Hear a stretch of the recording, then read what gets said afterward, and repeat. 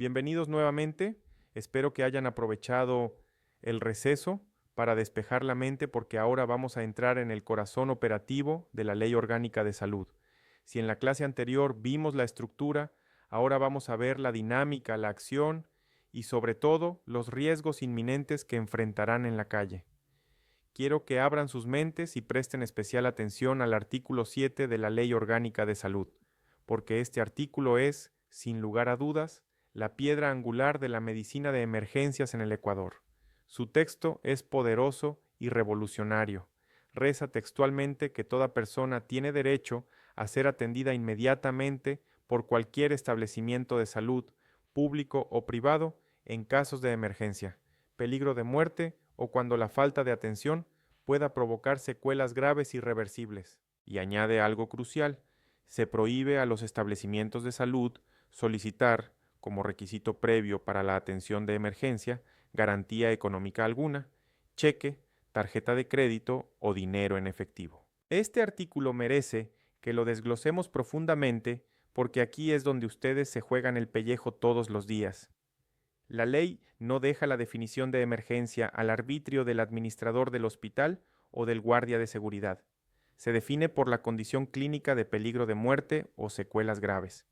Y adivinen quién define esa condición clínica en la calle. Ustedes. Esto coloca una enorme responsabilidad sobre el tecnólogo en emergencias médicas.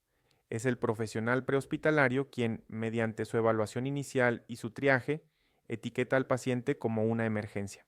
Si ustedes, con su criterio técnico, evalúan un dolor torácico como un probable infarto agudo de miocardio, eso es un código rojo, y esa evaluación técnica activa automáticamente el mandato del artículo 7.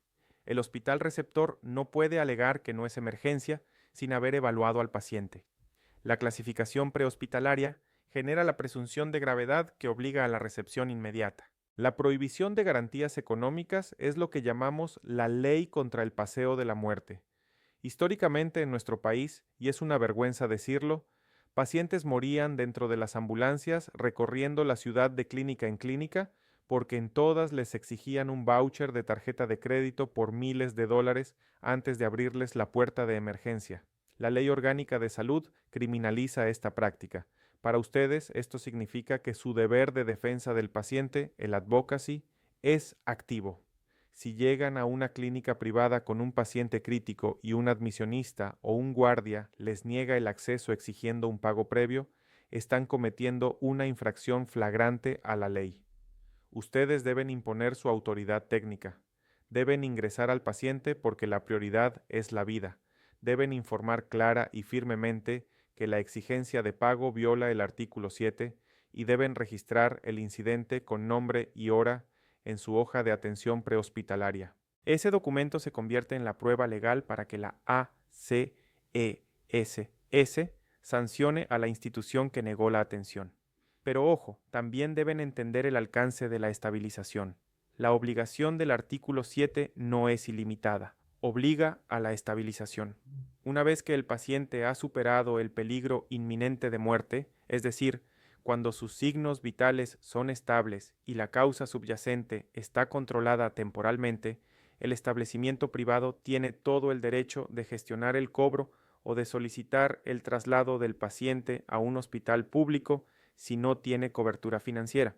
Ustedes deben entender esta diferencia fina. No pueden exigir, amparados en el artículo 7, que una clínica privada realice una cirugía electiva o un tratamiento de largo plazo gratuito, pero sí pueden y deben exigir que realicen la reanimación, la intubación y el control de daños necesarios para salvar la vida en ese momento crítico.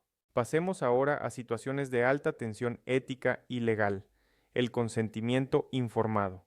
El artículo 132 de la Ley Orgánica de Salud y la Ley de Derechos del Paciente establecen que todo procedimiento médico requiere consentimiento. Sin embargo, la emergencia plantea la excepción de la doctrina de la necesidad. Si tienen un paciente inconsciente, la ley asume que toda persona desea preservar su vida. En ese caso, ustedes actúan bajo el principio de beneficencia, realizando todos los procedimientos necesarios para salvarlo sin esperar ninguna firma. No van a esperar a que despierte para pedirle permiso para intubarlo, eso sería absurdo. Pero el escenario de mayor riesgo legal es el paciente consciente que rechaza la atención. Imaginen que llegan a atender a un señor que se cayó, está lúcido, orientado, con una escala de Glasgow de 15/15, pero tiene una deformidad evidente en la pierna. Ustedes le dicen que deben llevarlo y él dice que no. En ese caso, deben respetar su autonomía, pero deben blindarse legalmente. El protocolo de rechazo es estricto. Deben explicarle detalladamente los riesgos, decirle claramente: Señor, si no viene, puede tener una hemorragia interna, puede perder la pierna o puede morir.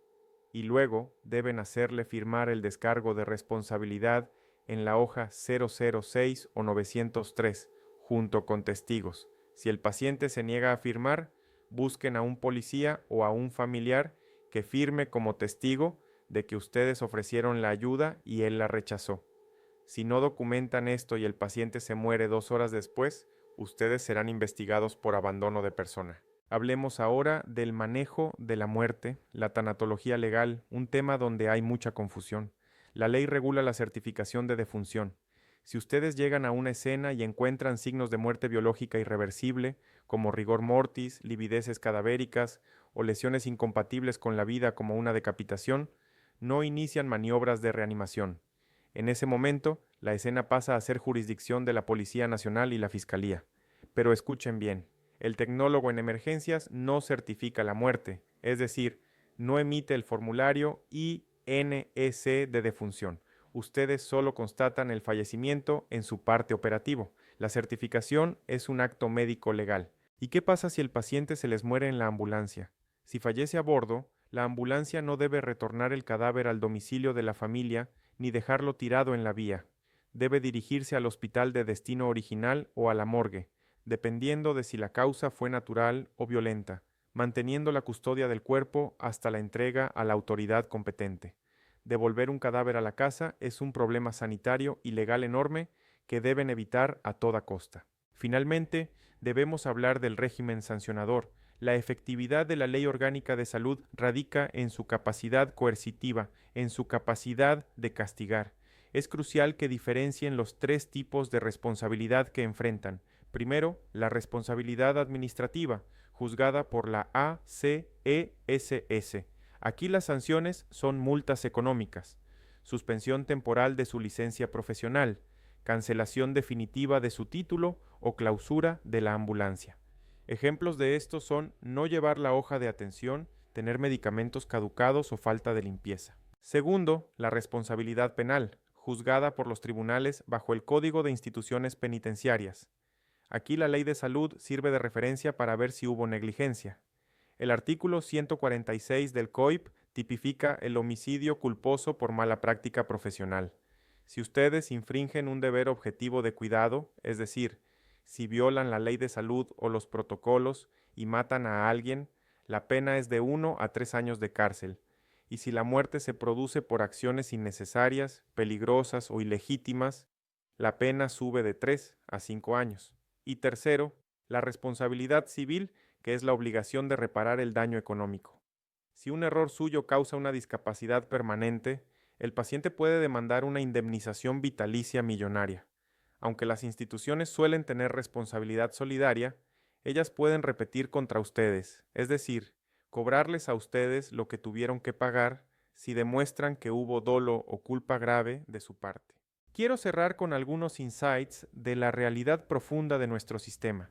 Existe una paradoja operativa que llamamos la ambulancia retenida.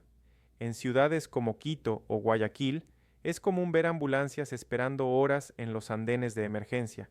Esto pasa porque el hospital, saturado, no tiene cama física, pero el artículo 7 le prohíbe rechazar al paciente. Entonces, reciben al paciente administrativamente en papeles, pero no liberan la camilla de la ambulancia hasta tener dónde ponerlo. El riesgo legal aquí es altísimo. Durante esas horas de espera en el andén, ¿quién es responsable del paciente? La jurisprudencia indica que la transferencia de cuidado, el handoff, se completa solo cuando el paciente es ubicado en una camilla del hospital. Mientras esté en la camilla de la ambulancia, ustedes siguen siendo los responsables clínicos y legales de su monitoreo, de su medicación y de su vida. Abandonar al paciente en el pasillo e irse porque ya lo recibieron en papeles constituye abandono de persona. También enfrentamos la judicialización de la atención. Cada vez hay más denuncias, más cámaras de celulares grabando cada movimiento que hacen. La ley exige calidad, pero la gente exige inmediatez. A veces, los protocolos de seguridad, como esperar a la policía antes de entrar a una escena de tiroteo, chocan con la percepción de la gente que cree que es negligencia. Su defensa siempre será el conocimiento exacto de la norma. La ley no obliga al heroísmo suicida. Un tecnólogo muerto no salva vidas. La ley obliga a la actuación profesional diligente. En conclusión, muchachos, la Ley Orgánica de Salud no es un texto inerte. Es la herramienta más poderosa que tienen después de su cerebro y sus manos. Su estudio nos revela que esta profesión no es meramente técnica, es profundamente ética y legal. Recuerden siempre, la obligación de atender en emergencia es sagrada, y el artículo 7 es su espada para defender al paciente. Actuar dentro de su competencia y bajo protocolos es su escudo protector. La documentación es su defensa, porque lo que no está escrito no se hizo, y la ambulancia es territorio legal donde rigen todas las normas de la República. La excelencia académica en el conocimiento de la ley es tan crucial como la excelencia en la reanimación. Ambas salvan vidas, la del paciente y la vida profesional de ustedes. Muchas gracias por su atención.